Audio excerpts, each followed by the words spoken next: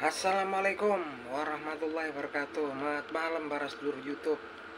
Ketemu lagi dengan saya Agung Wijanarko. Seperti biasa teman-teman, di malam hari ini saya pengen menyapa para sedulur-sedulur saya, sobat-sobat saya, teman-teman saya yang sudah subscribe di kanal YouTube saya ini. Jadi teman-teman nih, lama nggak ngobrol tentang perpolitikan di negara kita ini ya teman-teman. Kayaknya memang beberapa waktu ini ada sedikit flat, adem lah gitu kan, nggak banyak berita-berita yang memang memanaskan tensi politik. Kayaknya adem ya berapa bulan terakhir ini, sekitar sebulanan terakhir inilah teman-teman. Nah ini teman-teman, beberapa waktu yang lalu ya teman-teman, ini sepertinya kan karena memang kemarin para capres yang mau maju di Pilpres 2024 itu nanti belum pada mengumumkan cawapres ya, baru sekitar isu-isu lah gitu kan, dugaan-dugaan ataupun spekulasi. Tapi sehari ini tadi ya ada pernyataan dari salah satu ketua DPD ya, daripada Partai Nasdem, elit Partai Nasdem, yaitu Bapak Effendi Koiri ya, atau Gus Coy. Nah, Gus Coy ini ngasih kemungkinan memberi pernyataan bahwasanya kemungkinan ada alternatif kuat untuk pasangan cawapresnya Anies Baswedan, yaitu Yeni Wahid. Nah, tampaknya ini betul-betul kalau bisa terlaksana ini merupakan salah satu ancaman juga ya, ancaman buat calon-calon yang lain, karena ini kalau menurut saya pribadi ini pas banget, tepat banget.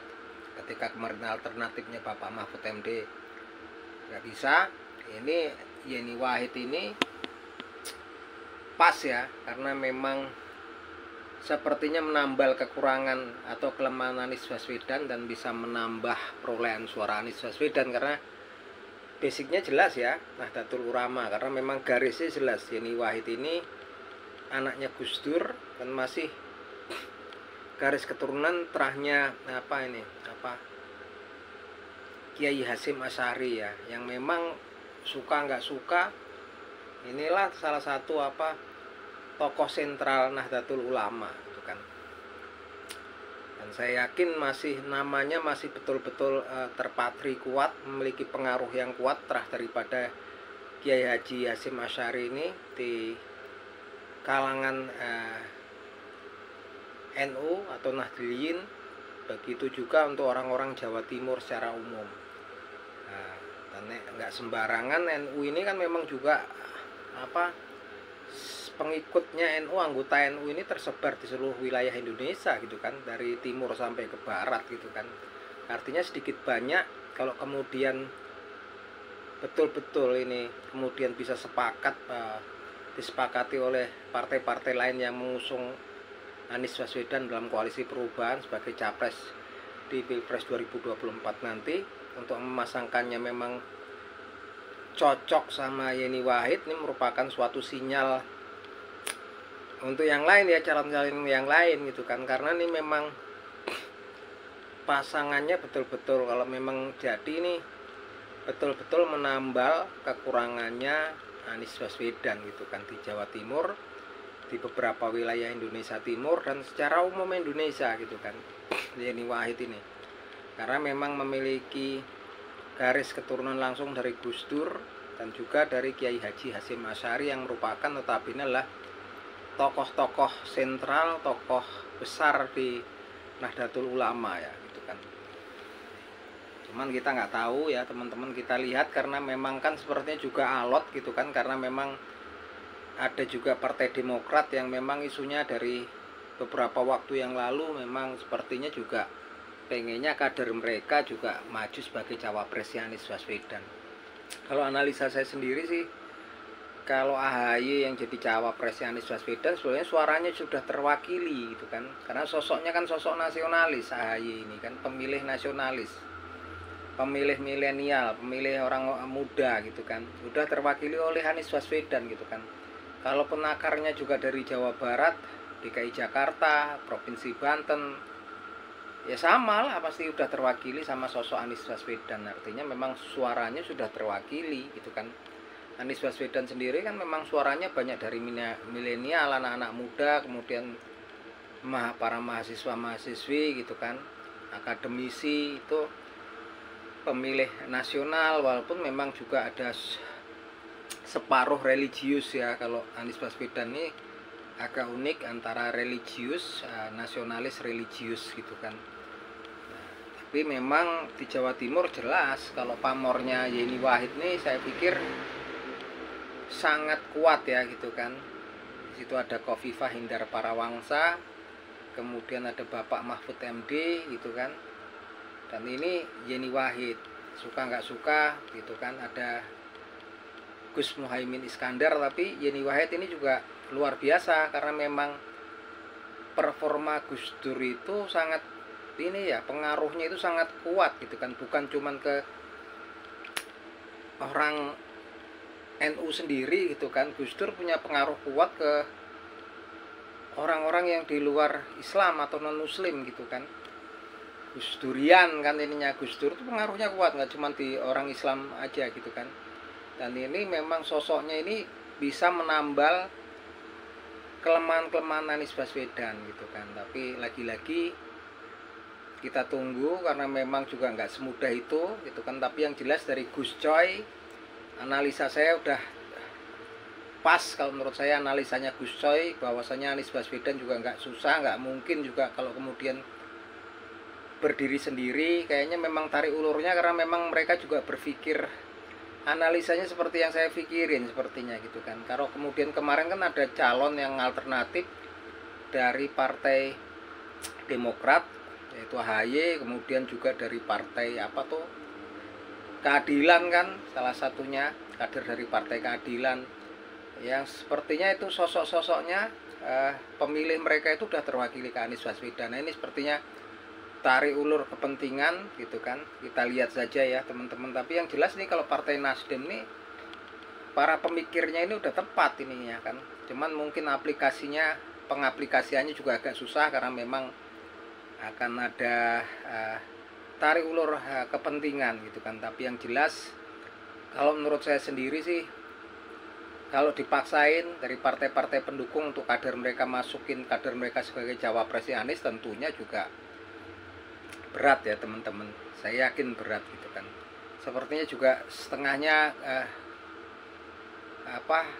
kecil besarnya ada tekanan tersendiri juga untuk Anies Baswedan, karena Anies Baswedan sendiri juga dari Partai Nasdem kan sudah ngasih kebebasan untuk milih calon cawapresnya sendiri. Kemudian juga Anies Baswedan pernah menyatakan kalau bisa ya dari kader partai pendukung dari Koalisi Perubahan. Tapi kalau saya lihat itu juga nggak ketemu gitu kan secara analisa kan. Karena sosok-sosoknya yang ada di 3 partai pengusung Koalisi Perubahan itu semuanya udah terwakili dengan sosok Anies Baswedan gitu kan. Dan ini kayaknya memang Partai Nasdem juga memang udah betul-betul serius berhitung ya. Serius berhitung, dan saya yakin kalau memang ambil Yeni Wahid ini betul-betul salah satu sosok yang kuat ya, belum untuk pemilih yang wanita gitu kan, jumlahnya besar satu, terus kemudian dia memang mempunyai lineage atau garis keturunan terahnya Gus Dur dan Kiai Haji Hasyim Asy'ari yang memang memiliki pengaruh yang kuat ya sosoknya di kalangan para Nahdliyin gitu kan, nggak cuma di Jawa Timur tapi di seluruh Indonesia gitu. Nah ini salah satu sepertinya bisa menambah suara perolehan suara Anies Baswedan daripada alternatif calon-calon yang lain. Tapi tetap kita tunggu seperti polanya seperti apa, karena sepertinya juga nggak akan mudah karena memang ada tarik ulur kepentingan.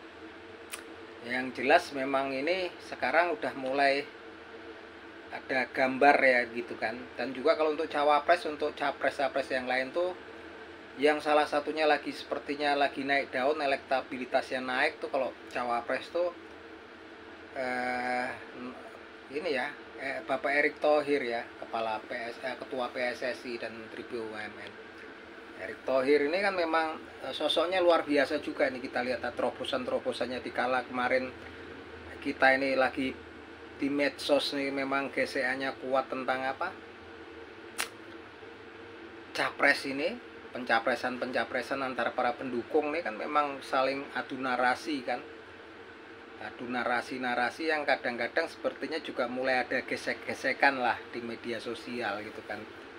Nah, tapi kemarin Erick Thohir ini juga hebat, begitu jadi ketua PSSI dia terobosannya luar biasa teman-teman, bisa mendatangkan pemain-pemain bintang kelas dunia gitu kan, yang sudah veteran ya, kayak Roberto Carlos, Marco Martea, Metarizzi, Juan Sebastian Veron gitu kan, bisa didatengin semua gitu kan. Luar biasa itu, karena memang basicnya pernah jadi salah satu pemilik saham Inter Milan ya, Bapak Erick Thohir ini kan. Sebetulnya juga pernah punya klub basket ya di Amerika itu kan. Jadi memang visi misinya luar biasa ini, dan ketika kita lihat tadi pertaruhannya sangat luar biasa berani ketika kemudian mendatangkan juara dunia sepak bola yaitu Argentina gitu kan. Karena kalau meleset itu, kalau sampai kemudian ditekuk kalahnya sampai banyak banget kan, justru jadi bumerang tuh bagi Bapak Erick Thohir. Tapi memang hitung-hitungannya juga udah betul-betul mateng ya gitu kan, sehingga tampak di situ campuran pemain lokal Indonesia dengan naturalisasinya memang lumayan bagus gitu kan. Kalau kemudian ada kelemahan dalam penguasaan bola segala macam ya wajar lah, musuhnya tim sekelas Argentina juara dunia gitu teman-teman. Tapi terlepas dari itu, saya angkat topi, angkat jempol buat Bapak Erick Thohir gitu kan, yang bisa memberikan hiburan, memberikan apa ya, hiburan untuk masyarakat Indonesia secara umum gitu kan. Karena memang mungkin 80% ya masyarakat Indonesia ini yang laki-laki hobi semua nonton sepak bola gitu kan, nonton sepak bola, dan itu juga menetralisir tension ataupun kondisi perpolitikan di media sosial tentunya yang memanas gitu kan. Terima kasih untuk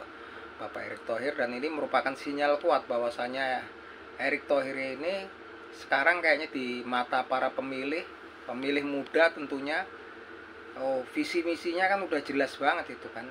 Untuk timnas sepak bola Indonesia pastinya lagi naik daun, elektabilitasnya saya yakin juga tinggi dia, apalagi gebrakannya ini luar biasa gitu kan Bapak Erick Thohir. Nah ini juga salah satu alternatif, walaupun memang pemilihnya pastinya ya milenial muda gitu kan, konsep nasionalis gitu kan, agak berbeda lah inilah gitu. Tapi secara umum ini elektabilitasnya jelas tinggi ya Erick Thohir, Bapak Erick Thohir ini. Apalagi nanti kedepannya kalau keluarin gebrakan lagi friendly sama mana gitu kan, sama tim-tim yang mediocre lah, jangan yang di tengah-tengah, jangan yang kuat terus Bapak Erick Thohir gitu kan. Pastinya tambah populer, elektabilitasnya naik, dan saya yakin nanti juga memiliki daya tarik tersendiri. Bahkan saya sendiri pun sebagai seorang yang hobi sepak bola juga berharap nanti ada capres yang kemudian mencalonkan Bapak Erick Thohir sebagai cawapresnya. Tapi yang jelas akan mulai naik lagi tensinya ketika nanti salah satu dari 3 capresnya udah mengumumkan cawapres ya. Artinya sinyal-sinyal kan memang untuk membaca kekuatan lawan tampak, dan tampaknya memang langkah daripada partai Nasdem ini udah tepat banget gitu kan, untuk kemungkinan besar mencalonkan Anies Baswedan dengan Yeni Wahid. Ini kabar gembira buat simpatisannya atau relawan Anies Baswedan, lampu hijau ya. Ini mungkin akan naik semangatnya lagi, tapi memang kita tunggu, karena memang sepertinya juga nggak mudah ya teman-teman. Pengusungnya ini kan ada 3, dan kalau sampai potol salah satu tuh kesulitan untuk melewati threshold 20%, artinya bisa gagal gitu kan. Dan di situ ada kepentingan ya, konflik kepentingan partai ya gitu kan. Nah ini sekedar berita baik buat simpatisan ataupun relawannya Anies Baswedan, moga-moga terlaksana gitu. Akhir kata teman-teman, ini obrolan malam, lama nggak ngobrol-ngobrol tentang politik. Salam seduluran dari saya, Agung Wijanarko dari Yogyakarta. Ayo matur nuwun teman-teman.